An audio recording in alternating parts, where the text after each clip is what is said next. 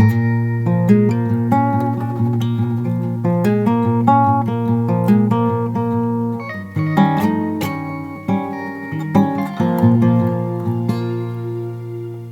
morning, good afternoon, good evening, good middle of the night, wherever you may find yourself around this topsy-turvy world. Welcome to Developod. And with me, I have Tania and James Taylor in the virtual studio, me, Christian Tiplady. Hello, both. Hello, welcome.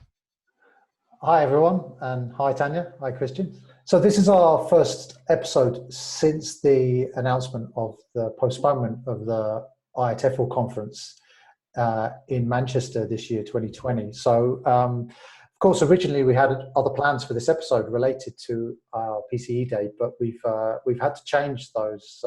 Isn't that right, Tania?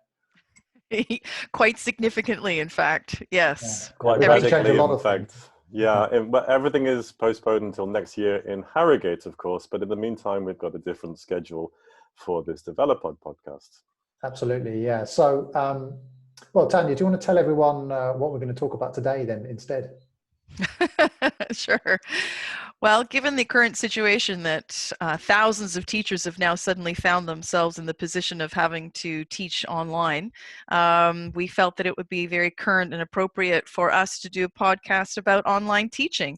We're also very fortunate in having a bit of an expert in our midst with James as very knowledgeable about online teaching and has been teaching online for about 3 years. So we figured it would be really appropriate to switch to this topic and hopefully provide some really good input and information and resources to people who might be a little bit stressed right now at suddenly having to teach online. And so let me ask you then, well, Christian, you first. Do you have any experience of teaching online? Sure, I've taught online. I've trained up with a major online teaching company as well. You haven't asked me this, but I think the possibilities are huge. Yeah, there are companies out there that have been doing it for a long time, and there are companies that have to be doing it these days. So we'll talk about that later a bit more. Yeah, and Tania, so tell us a bit about your situation, what you're going through at the moment. Well, I've never taught online before. I have, in the past week, had a couple of crash course webinars of learning how to teach online. I'm somewhat competent on Zoom. I've enrolled in a 5-week program online to learn how to teach online. And I'm also not really an online learner. So even from the learning perspective, I don't have much experience. And I have to say, in my teaching context, I think I'm more of the norm, at least here in Canada, teaching in a Canadian college university context. And as many people might know, and it's probably similar to the same situations in your countries, all of our face-to-face classes have been suspended, and we are expected as of Monday to begin transferring all of that content to an online delivery format. So there's an awful lot of teachers that I'm in touch with, and including myself, that feel a little uncertain about how to proceed. Okay, yeah, it's a very good point. I think uncertain times, and people have been thrown in the deep end a little with this.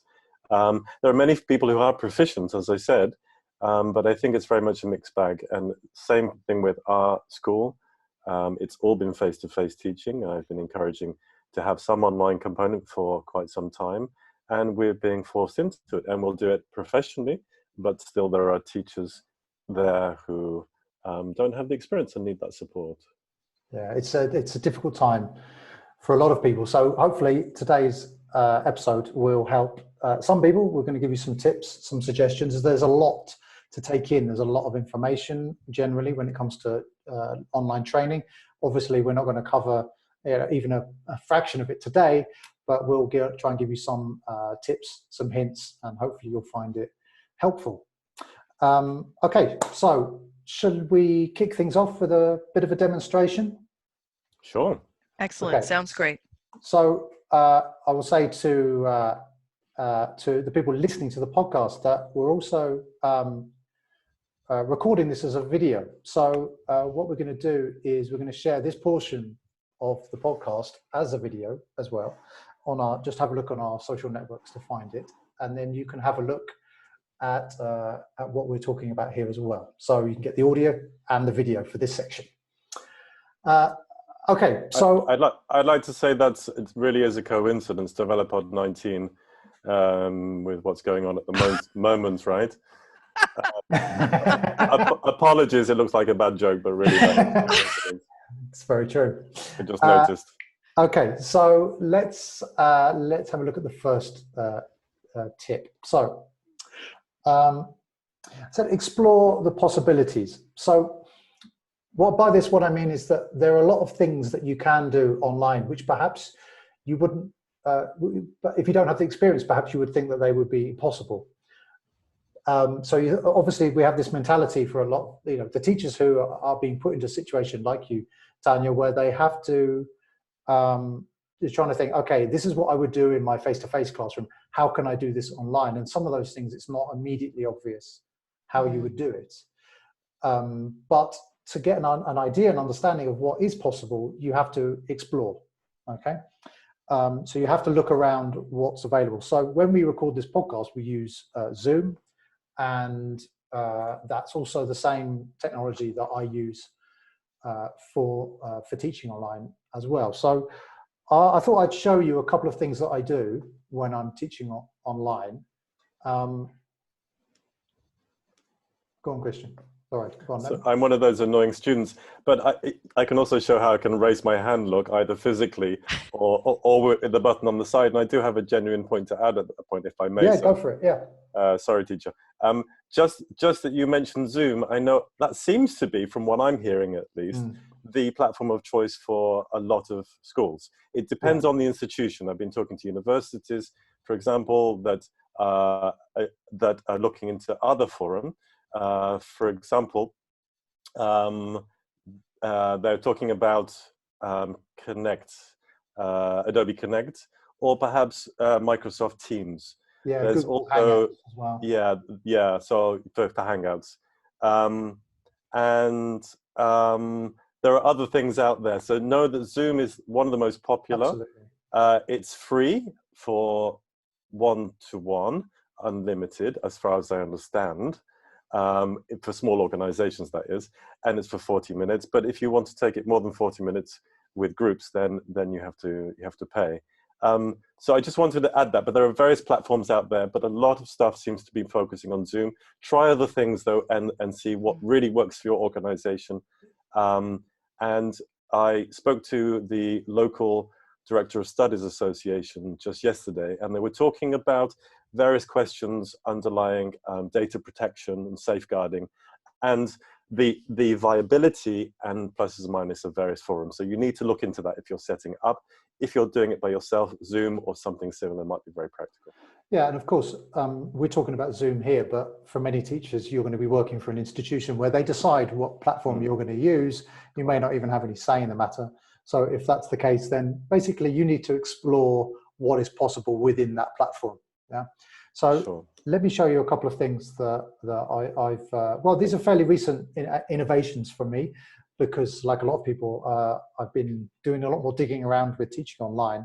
So I want to show you a couple of things that I use. So let me bring these up. So first thing, and I've chosen a couple of very simple examples that I think that people who are used to teaching in a face-to-face classroom are going to find most immediately applicable for them.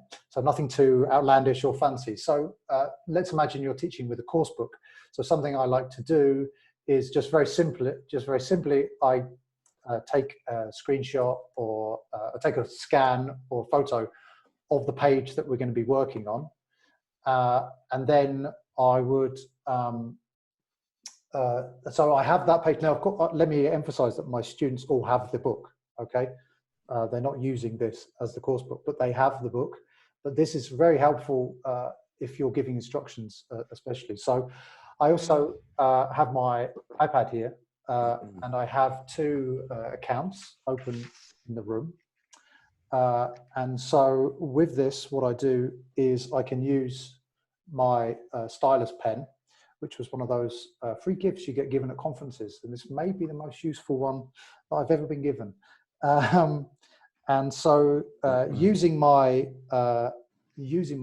iPad and my stylus pen, I can annotate and highlight different aspects of the text to make sure that the students are concentrating on the things that I need them to do. And so I can highlight different elements, and I find that to be really, really useful. You know, it's really helpful, just this very quick and easy thing, but you can waste a lot of time sort of giving instructions and holding up the book and trying to point at things. This is a much quicker, easier way of doing it. Okay, any questions about that? Yeah, I have, James. Yeah. If people don't have access to such equipment, it might be complicated for some people. Of course, yeah. So let's go back to basics a little bit. How did you upload that material, for example? It looks simple, but some teachers may not know. And the other thing is, if they haven't got a stylus pen, how to annotate and have more functionality, but presumably you might talk about that in a second. Yeah, I mean, basically, this is just a scan I did of the page from the course book. So whenever the page that I need, I just scan it. You could just take a photo as long as it's a good enough quality photograph and do that. One of the best things about Zoom is the ability to share specific applications. So you don't have to share your entire desktop, but you can choose a particular thing that you want to share. So you don't have to share everything. You know, if you've got a very untidy desktop or a million tabs open in your browser, you don't have to share all of that with the students. You can choose a specific thing and share that. So I actually use Google Chrome as my browser for when I'm teaching, and I don't use it when I'm not teaching. So I can keep those two things separate. And so I can make sure that it's tidy, the students don't see anything they're not supposed to see. Not that that would be there anyway, but at least it looks more professional and more tidy. If you don't have a stylus pen, you can use your finger. It's fine. If you don't have an iPad, you can use your phone, although obviously it's a bit more fiddly. As I said, these are the resources that are available to me, and I can do very simple things. But you as a teacher have to find out basically what you've got available and try and find a way of doing that. Mm-hmm. I'd like to jump in with 2 points. First of all, I think Zoom also has an annotate tab, so you can share whatever you want, like your screen or that document, and so you don't have to have a stylus pen. You can click on annotate and then just use your mouse to highlight things. Do you want to show us that, James? Yeah, so one of the things I like here to use within Zoom is the spotlight function. So you can get like this arrow here where you can point at specific things, and then that's a very easy way. And then there's the spotlight function as well. So you can say to the students, okay, let's try number 3 again, for example. Yeah. Yes, Tania, was there something else? Oh, and the second thing was the concern about privacy. So I think that was a really good tip, to actually just choose a different browser so that things didn't accidentally pop up or I think that's a really good tip. Just do a different browser for your teaching. Yeah, turn your notifications off so you're not getting things popping up all the time. Little things like this are, like they're just things that you'll get better at as it goes along, when you realize you don't want unwanted distractions and things like this. Yeah. Sorry, did you finish showing the annotations? And yeah, is that clear? Well, I think that's enough for now. I think that like I said, there's a lot of things that you can play with. That you can add text, you can do drawings and things like this. I just find, for me personally, I don't like drawing with a mouse, with my on the trackpad very much on my laptop. I find it much easier to do with the stylus pen on an iPad. It's so much better for this. But if you don't have that possibility, then of course that's perfectly good as well. Could you show on here, for the benefit of dumb listeners like myself, where exactly you'd find that that annotation tool, and how would the student find it? Well, those are two different things. So the here you've got the there's a I can't show you within the recording because I need to do a screen grab of what I can see. But essentially, when you start sharing something, a menu bar pops up with lots of different options, and it pops up. Sorry, Jay, it just pops up at the very top of the screen. Yeah, and it's right there. And it's right options. there. It just says annotate, and you can click on it. Yeah, so it's pretty easy. Yeah. Okay. Can I show you another cool thing I like to use as well in conjunction with this? So let me show you here. This is in the Google suite of apps. So this is Google's. This is within Google Drive. It's called Jamboard, and it's basically a whiteboard that you can use.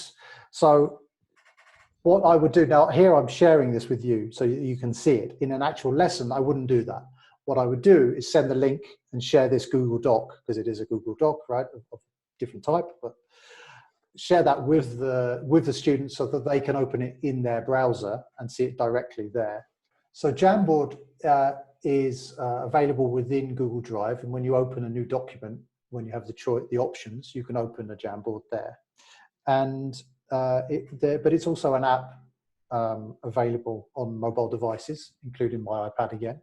So what I can do is have that open on my iPad, and then I can use it to as a sort of shared whiteboard with the students. So if you're a teacher who is someone who likes having a whiteboard, who likes being able to write on the board, and it's sort of struggling to think, how could I do that with my students in an online setting, then this is a very sort of simple solution, in that all you have to do is open the document, share it with your student, they open it on their browser, and then they're able to see your annotations and things as the lesson goes along. Again, I'm going to use a stylus. If you want to, you can use your finger, right? It's fine. You can do it on your phone. It's not complicated, and it has some really nice little features. So as well as just being like a regular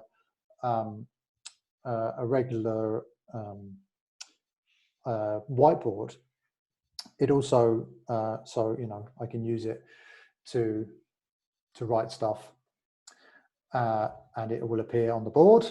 But also something that I think is pretty amazing, actually, especially if you're someone who is not very good at drawing, like me, then it has what they call assistive drawing tools. And what you can do with those is it will help you to draw a picture. So I'm going to draw a picture of a house now. It's not going to be a great picture.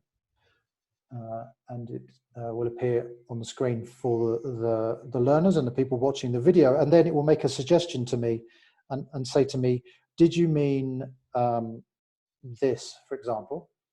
And for the podcast listeners, this is a very nice picture, proper illustration of a house, which is way better than anything I could ever draw. So like these little features are actually really, really, really nice. And it's, like I said, it's not that difficult to use. You have to play around with it, right? And that's a really important consideration, right? You have to play around, try it out. So whatever feature it is that you're being asked to use, whichever platform you're being asked to use, then it's this kind of experimentation that is important and can help you give good lessons. Okay, any questions about that? So is it possible to use this Jamboard feature within Zoom or a virtual classroom, or do you have to kind of go out and everybody's in this shared Google Doc? Yeah, I mean, for me, now at the time, now for me, it makes more sense to send it to them so that they can open it separately, because with the open, I think that you would be able to do things so that they could do stuff on the whiteboard as well, right? Whereas if you're screen sharing it within Zoom, I don't think they'd be able to. Right. So to me, it just makes more sense to have it separate, and it isn't a big deal to have it open separately, because all they need to do is have it open in the browser anyway. Then they can just click. Yeah, you could also use just a regular Google Doc, and in that you could do the same things. You know, a lot of the same things. You can type, you could drop images into there, and you could do a lot of things like that as well. So there's a lot you could do with just a regular Google Doc. You don't necessarily have to use the Jamboard. I just like it because I can do my little drawings. And the nice thing about it is it doesn't. Board, right? Yeah, and the nice thing about it is it's we're not highlighting a feature that is specific to any one online platform. Yeah. So it doesn't matter what platform you use. So you could Classroom, Adobe Connect, Zoom. It doesn't matter. You could be talking to them on Skype and have that as a, you know, if you wanted to, it would work with any of those. It's separate. Yeah. Yeah, I think it's a process of choosing your app and then really becoming familiar with it. That's the ground rule. Absolutely. That you need to be very comfortable with it, and then you will learn as you go along as well. There's plenty of training out there, which we'll talk about later, I'm sure. Yeah. But I think it's good to know that at the very basic, actually, let's go back even further. Many people have used Skype for years. It wasn't originally designed for teaching online, and it's becoming more user-friendly now. Some people still use it. Then there's things like Zoom and plenty of others which are similar. But there are other people who will use Google Hangouts. For me, that's slightly more complicated, but still free, as I understand, right? Yeah. Then there are much more expensive, if you like, but professional packages. Perhaps I shouldn't mention the names. I've mentioned them already, but why not? Adobe Connect for one. And it depends on the package you get. Some are more affordable than others, so you do your research. Essentially, however, choose what you're comfortable with if you have that choice, what you can manage. I think that's good advice, right? Yeah, absolutely. And if your organization is providing something more super duper and with whiz functions, then they will hopefully be providing more training so you can navigate that. But in the meantime, something like Zoom is relatively simple. For me personally, I would say as soon as I start combining things, I can get quite lost. And some students can as well, particularly those who are inexperienced with technology, those, for example, with a learning need, for example, dyslexia. So you have to find out what works for your particular students as well within the confines of what the choice that you have. Yeah, absolutely. And I certainly wouldn't start with a student or students and just sort of throw 20 apps at them and try and get them to do all kinds of different stuff. Basically, what I would do is at the most, and that's all I want. I want it to be simple. At the most, I want to have one doc open in the browser, and then I want to have everything else contained within Zoom. And that's the good thing about Zoom, is like being able to do screen sharing. So I control it. They don't have to do anything. I bring up, like here, we have the PowerPoint open. I open that up. They don't have to touch it, right? If I open up Chrome, or if I open up a PDF document or whatever, they don't have to do anything. So I think that's really important. Yeah, even if you're very, very comfortable with technology, I don't think it's a good idea to start opening to doing lots of other stuff, because you just don't know how the student's going to feel about it either.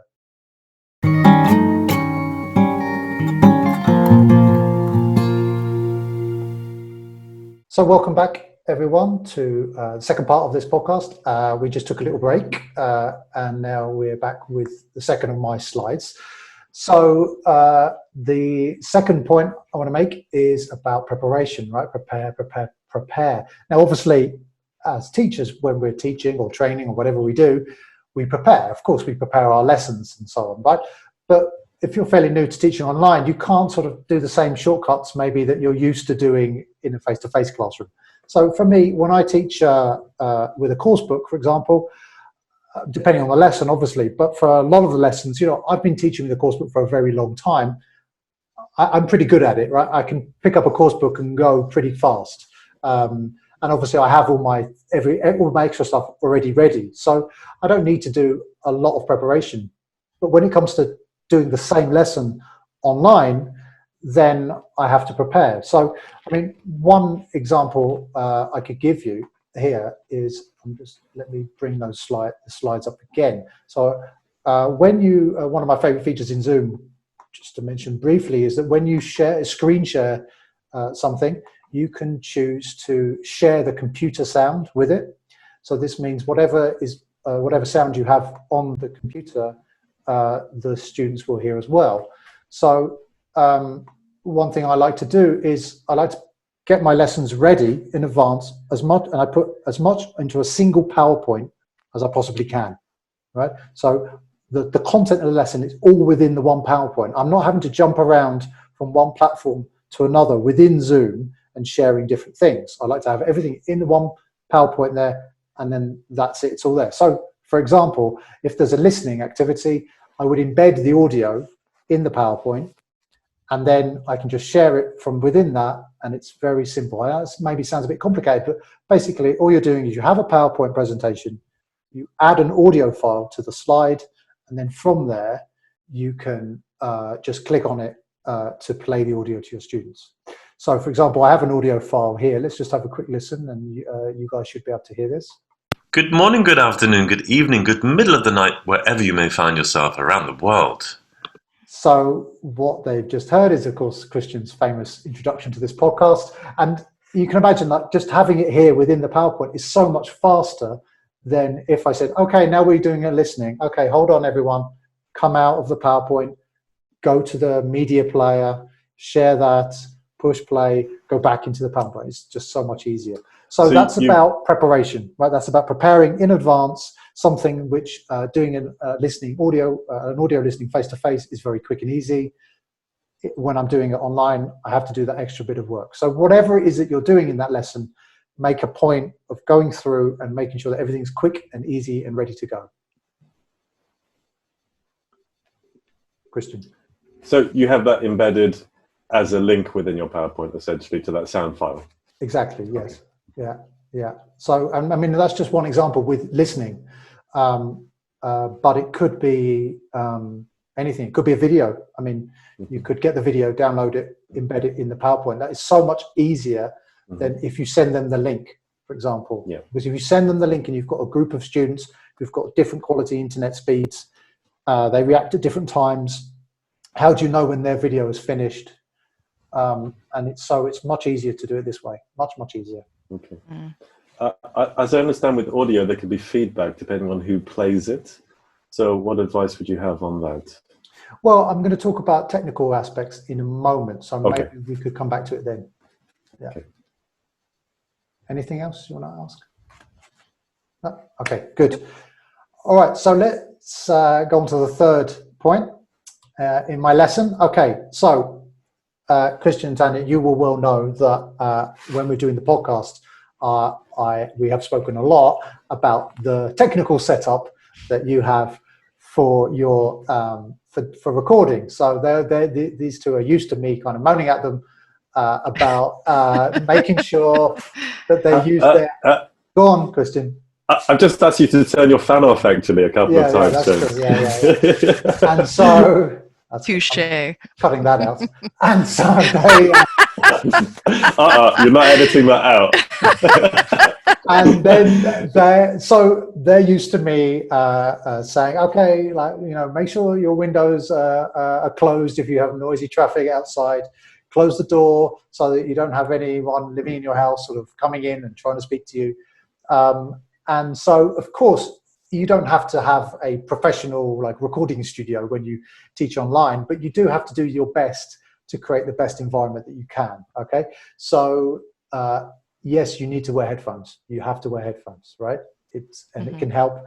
It can help with things like feedback, and it means that your audio quality is going to be better because you have a microphone close to your mouth instead of further away, and you can hear your students more clearly. And they can hear you. So everything we can do to help with our setup is about making the experience as good for the learners as we can. That's the priority, right?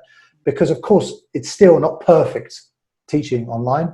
You're still going to get little glitches. You'll still get some technical issues, but you're trying to do as much as you can to alleviate those problems. So if you don't have the fastest internet connection in the world, then maybe you need to ask the people you live with to ease off on the Netflix while you're working, because you need that bandwidth for the video that you're using for teaching.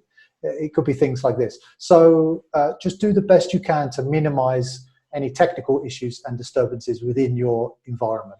Okay, and then my final tip for today is to have some kind of back channel with the learners. So you don't want to only rely on one platform to be communicating with them, because things go wrong. Your internet might go down, their internet might go down, and when that happens, you can sort of be left high and dry. You can just be sitting there staring at your computer thinking, what's going on? You need to have another means of communication available to them. Apart from that, it's also just quite useful. I mean, so for me, it's WhatsApp, because all my students, Brazilians, everyone in Brazil uses WhatsApp like all the time.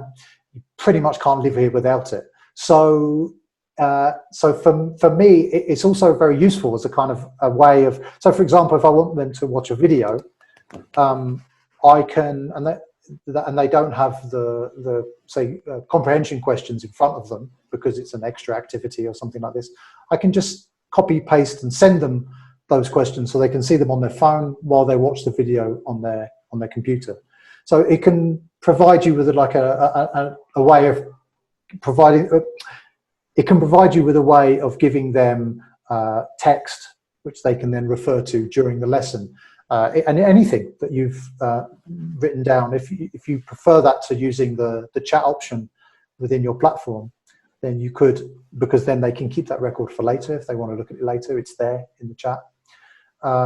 So both for this, in the sense that you need to make sure that you have something ready in case it goes wrong, and also as an alternative way of sharing things with your learners, it's very useful. Another example I can give you is once when I had a lesson with a student and we were having technical problems. We could hear each other okay, but we were having problems with listening to the audio that we needed to do for the activities. So I just quickly sent her the MP3 via WhatsApp, and then she could just listen on her phone and then do the listening activity. So if we hadn't had that extra bit of communication, it would have been difficult. I think that's really good advice. Yeah, great, definitely. And I would recommend, if you can, it obviously depends on how you feel about it personally, email is not really the best way of having that back channel. I mean, it can be okay for certain things, but it's not very fast. It's not a messenger service. So it's kind of more difficult to have a conversation through email. Obviously, if you don't want to share your personal information with your students, that's completely understandable, but you might want to look into some other way of doing that. Yeah, there may be real implications there for safeguarding and data protection, but you need to take advice from your company or do it very sensibly and professionally if you're working one-to-one. Ultimately, you're going to need to, if you're teaching one-to-one, share some information, a contact address at the end of the day. Yeah. WhatsApp is used by a lot of people, but it's generally seen as a social thing. So I personally wouldn't use that. So something maybe more business-like, like Slack, maybe alongside. Yeah, but there are a whole heap of different mechanisms you could use, and ultimately a telephone as well. That may be viable. Yeah, people have to be really careful what technology they do use, and what they've got access to.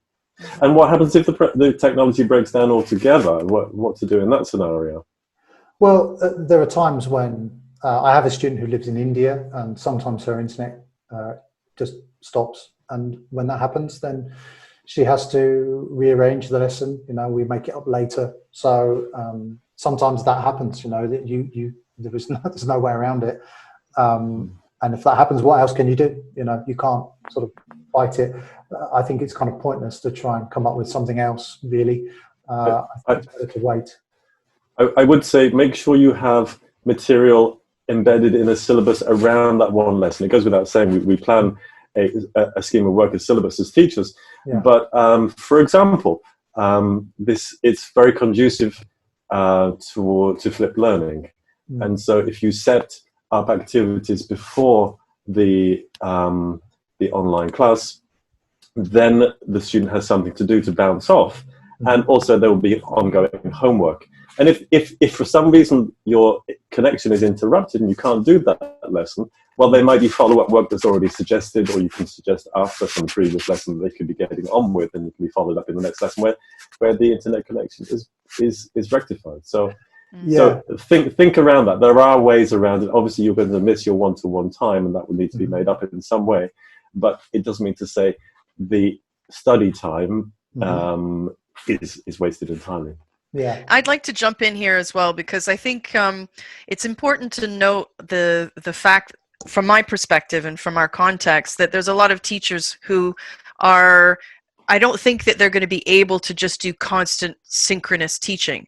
And so it's quite important for them to have that, I don't know, that valve, that escape valve or release valve, if you like, where there's a combination of asynchronous work plus synchronous teaching. Yeah. So I like what you said about the flipped classroom model, Christian. I think that will give a lot of teachers who are, feel like they've kind of been thrown into the deep end with this a little bit more confidence and comfort moving ahead, thinking they can send work to their students, and then a component of the class will be online.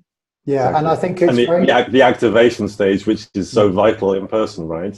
So the speaking, the activating of language, etc., and whatever it may be, the skills that the students really need to practice for whatever they need. Yeah, and of course it's very dependent on the kind of lesson that you're teaching, right, or the kind of thing you're doing. So, I mean, a writing lesson is very different from a speaking lesson. So, you have to judge as the teacher what is the best means to do this particular type of lesson. Exactly, because also what we're faced with isn't really so much the one-to-one instruction. We're being asked to teach whole classes, and so that's when you need to access to more of like the breakout rooms, like a platform where students can talk together, for example, the interaction or speaking and listening classes, but that the teacher doesn't feel overwhelmed in thinking that I was originally teaching 3 hours face-to-face and now I have to teach 3 hours fully online synchronous, which I think is, in the current climate, I think is going to stress too many people out to think of it along those lines. Yes, I agree. Yeah. Okay, so those are my 4 tips. And so now, this is the bit where I do my blatant self-promotion. I have written 3 blog posts where I've summarized, I've gone into these in more detail on those posts. So if you want to find out more about the things I've mentioned, then you can find them at my blog, which is called theteacherjames.com. And then, of course, we spoke about Zoom, and we talked about Google Jamboard as well, which is part of Google Drive.